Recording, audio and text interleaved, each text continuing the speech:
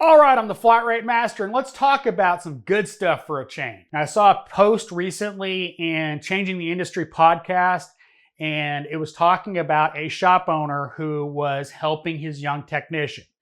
Young technician had tooling needs. Now, we all know tooling is one of the worst parts about coming into this industry, spending so much of your income buying tools. So what he's doing is he will see the technician has a need. He's borrowing something from him, the shop owner. So he sees a need, he buys it off the tool truck, hands it over to him, and as long as he continues working for him, it'll get paid off over time, tool allowance, whatever you want to call it. Once that's paid off, he'll buy him something else he needs. Now, I don't necessarily agree with not giving him the choice of what he wants to buy. Tool allowance should be just a dollar amount, not buying a specific tool, but I still appreciate the effort. That's one of the things that I see lacking a lot in this industry is, shop owners and fellow technicians not, doing this kind of stuff for the young technicians. Now, I've always been very vocal about how young technicians should buy tools, and I've always applied that in real life.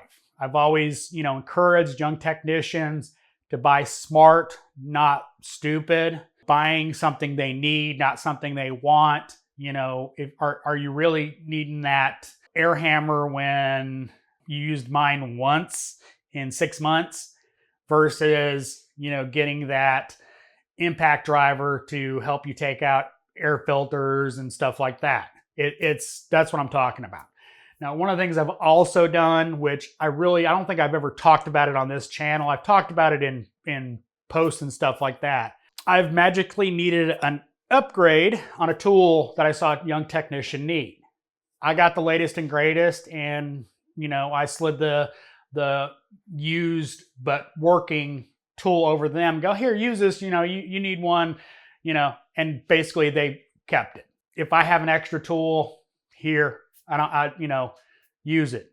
And I'd never care to get it back.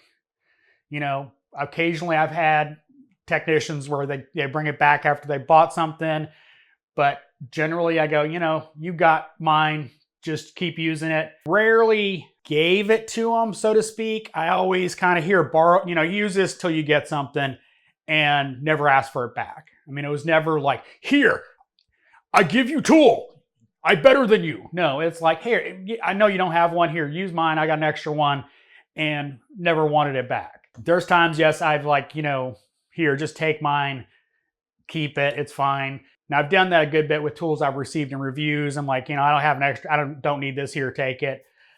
But I think this is something that should become a trend in this industry. We should be helping young technicians build up their tool inventory so they can work more efficiently, whether the shop does it with a tool allowance, whether other technicians in the shop kind of, trickle down, hand-me-down tools. If you've got brothers or sisters, hand-me-down clothes. You kind of hated them, but you still liked having, pants on. I would encourage technicians out in the world, if you see a technician that, needs something that you have extra of, at least borrow it to them. Don't be stingy with your extra tools. I know that's an odd concept for some people. I rarely trade tools in. Honestly, I just buy new tools.